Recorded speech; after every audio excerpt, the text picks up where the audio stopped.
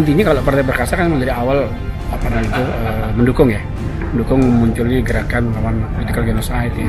Karena kita sama-sama ngalamin kan, Mas Umi gitu, yang PIB, Pandai, ya 19 partai lah terutama gitu. Jadi paling tidak dengan adanya deklarasi ini kita harapkan bisa membangun opini gitu ya, bahwa memang ada political genocide yang dilakukan oleh pihak penyelenggara pemilu gitu.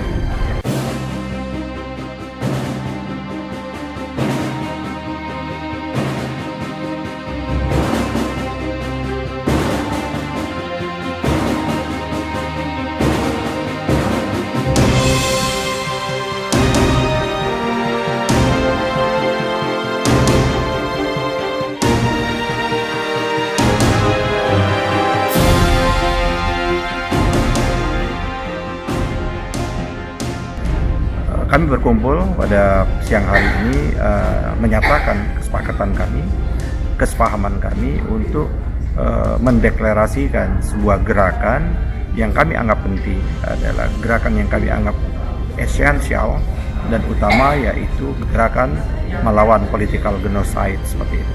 Karena kami sama-sama kita ketahui bahwa di Indonesia ini untuk mendirikan partai politik itu begitu luar biasa beratnya. Ya kan? Tidak ada di dunia ini yang seberat di Indonesia, padahal jaminan di konstitusi kita itu memberikan jaminan kepada setiap warga negara, setiap rakyat Indonesia untuk berkumpul, untuk berserikat dalam rangka untuk memperjuangkan kepentingan-kepentingan politiknya dalam partai politik.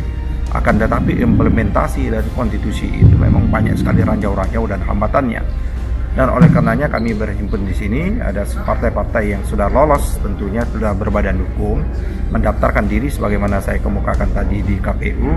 Tapi sayang, pada waktu pendaftaran kami melihat ada persoalan-persoalan yang mendasar buat kami adalah menjegal keikutsertaan kami dalam pemilu yang 2024.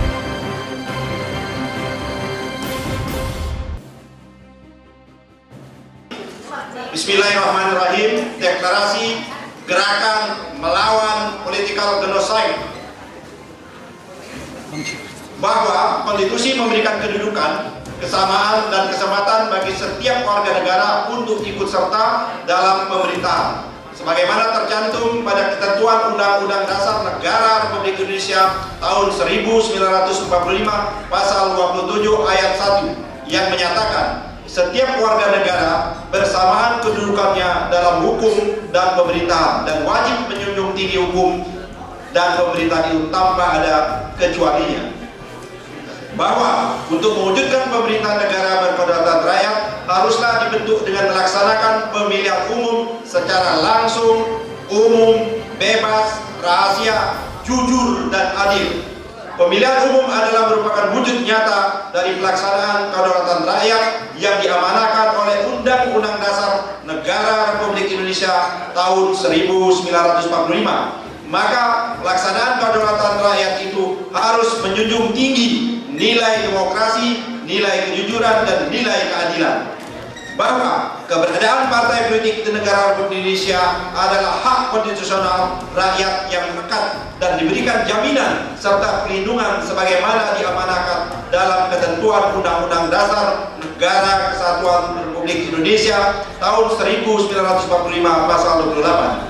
Bahwa pemilihan umum sebagai wujud dari kedaulatan rakyat diselenggarakan untuk memilih anggota Dewan Perwakilan Rakyat, Dewan Perwakilan Daerah, Presiden dan Wakil Presiden, dan Dewan Perwakilan Rakyat Daerah yang dilaksanakan secara teratur, periodik, dan tetap. Untuk pemilihan Presiden dan Wakil Presiden dan anggota DPR, DPRD hanya melalui partai politik dan pelaksanaannya dilakukan secara langsung, umum, bebas, rahasia, jujur, dan adil. Bahwa partai politik yang telah berbadan hukum apabila ingin menjadi partai politik peserta pemilu wajib mendaftarkan diri ke KPU RI sebagaimana ketentuan Undang-Undang Nomor 7 Tahun 2017 tentang Pemilihan Umum. Bahwa sistem informasi partai politik SIPOL dalam proses pendaftaran dan verifikasi administrasi dan faktual terhadap calon peserta pemilu tahun 2012 tidak terdapat diatur dalam Undang-Undang Nomor 7 Tahun 2017. Artinya, keberadaan dan kedudukan sistem informasi politik partai SIPOL dalam pendaftaran tidak menjadi syarat wajib atau mutlak Sistem informasi partai politik sipol hanya bersumber pada peraturan KPU RI nomor 4 tahun 2022, di antaranya dalam pasal 10, pasal 11, pasal 12. Artinya, sipol ini dapat diartikan sebagai bentuk diskresioner dari KPU RI. Dia tidak bisa dijadikan norma yang dapat mengikat calon partai politik peserta pemilu. Oleh karena itu, KPU RI bukanlah pembentuk norma, melainkan hanya pelaksana norma. Oleh karenanya, keberadaan diskresioner tersebut tidak boleh melampaui kewenangan, tidak boleh juga memunculkan atau menciptakan keadaan hukum baru yang dalam sifatnya menghalangi hak partai politik atau menangguhkan hak partai politik sebagian atau seluruhnya, sementara atau permanen. Bahwa sesuai standar operasional prosedur SOP, hasil dari pemeriksaan syarat pendaftaran dan dokumen-dokumen partai politik yang telah diserahkan ke KPU RI dari tanggal 1 Agustus dan ditutup pada tanggal 14 Agustus 2022, KPU RI akan menutup pendaftaran dan akan membuat berita acara. Saya ulangi lagi, dari tanggal 1 Agustus dan ditutup tanggal 14 Agustus 2022, Komisi Pemilihan Umum RI akan menutup pendaftaran dan akan membuat berita acara kepada partai politik yang diterima pendaftarannya maupun yang tidak diterima pendaftarannya. Hal ini sejalan dengan surat himbauan Bawaslu nomor 258-PM-K1-07-2022 kepada Ketua Komisi Pemilihan Umum Republik Indonesia yang dalam angka 3 yang isinya menuangkan hasil penelitian kelengkapan pemenuhan dokumen persyaratan pendaftaran partai politik calon peserta pemilu yang dapat atau tidak dapat mengikuti verifikasi administrasi dalam berita acara. Hal ini juga dikemukakan dan ditegaskan oleh Ketua KPU RI pada tanggal 16 Agustus tahun 2022. KPU RI akan menerbitkan berita acara kepada partai politik yang lengkap persyaratannya dan diterima pendaftarannya. Dan KPU RI juga akan menerbitkan berita acara kepada partai politik yang dianggap tidak lengkap persyaratannya dan tidak diterima pendaftarannya. Apakah berita acara ini dapat dijadikan dalam objek gugatan sengketa itu adalah kewenangan Bawaslu, bukan kewenangan KPU RI. Ini pernyataan Ketua KPU. Bahwa pada kenyataannya KPU RI hanya memberikan surat dengan judul tanda terima pengembalian dokumen kepada seluruh partai politik yang tidak diterima pendaftarannya dan dinyatakan tidak lengkap persyaratannya. Hal ini tidak sesuai dengan peraturan KPU RI nomor 4 tahun 2022 pasal 26 ayat 1. Lebih jauh lagi, surat dengan judul tanda terima pengembalian dokumen tersebut yang tidak ditandatangani oleh Ketua KPU RI tidak mempunyai kekuatan hukum yang mengikat, cacat hukum dan batal demi hukum karena bertentangan dengan Undang-Undang nomor 7 tahun 2017 yang berkewajiban Ketua KPU RI untuk menandatangani surat yang dikeluarkan oleh Komisi Pemilihan Umum. Bahwa Bawaslu RI sebagaimana tugas dan kewenangannya seharusnya setelah mendengar, melihat dan mengetahui terdapat partai politik yang pendaftarannya tidak dapat diterima oleh KPU RI dan tidak dikeluarkan dalam keputusan berupa berita acara yang ditandatangani oleh Ketua KPU RI. Seharusnya Bawaslu RI menegur dan memerintahkan kepada KPU RI untuk mengeluarkan dan menerbitkan berita acara yang ditandatangani oleh Ketua KPU RI. Berita acara yang ditandatangani Ketua KPU RI merupakan hak konstitusional yang harus diterima oleh partai-partai politik yang dinyatakan baik yang lolos, baik yang memenuhi persyaratan maupun yang tidak memenuhi persyaratan. Saya ulangi lagi, berita acara yang ditandatangani oleh Ketua KPU RI yaitu hak konstitusional yang harus diterima oleh partai-partai politik yang dianggap memenuhi syarat pendaftaran maupun partai politik yang dianggap tidak memenuhi syarat pendaftaran.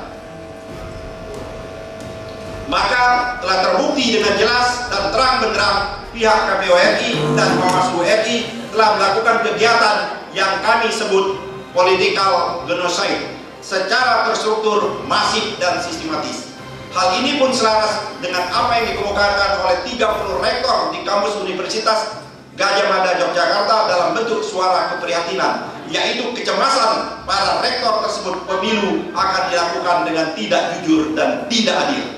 Berdasarkan fakta-fakta di atas, maka kami partai-partai yang menjadi korban political genocide yang dilakukan oleh KPU RI dan Bawaslu RI bersepakat dan menyatakan membentuk gerakan melawan political genocide. Saya ulangi lagi, berdasarkan fakta-fakta di atas, maka kami, partai-partai yang menjadi korban political genocide yang dilakukan oleh KPU RI dan Bawaslu RI bersepakat dan menyatakan membentuk gerakan melawan political genocide GMG. Lawan partai Masumi ditandatangani oleh ketua umumnya dan sekretaris jenderal Saudara Ahmad Yani SHMH, Associate Profesor Dr. Tidi Masa Jafar. Partai Perkasa, Ketua Umum Eko Suryo Sanjoyo SHMH, Sekretaris Jenderal Insinyur Ristianto SH. Partai Reformasi, Haji Sam Saril Kamal SH, Petrus Chandra. Partai Negeri Kedaulatan Pandai ditandatangani oleh Dr. Farhan Abbas SHMH, Haji Samsudin Said. Partai Pemersatu Bangsa, Profesor Dr. Egi Sujana, Ketua Umum, Sekretaris Jenderal Andi Chandra. Partai Kedaulatan Denny Kela SH dan Sekretaris Jenderal. Terima kasih. Bila taufiq hidayah. Wassalamualaikum warahmatullahi wabarakatuh.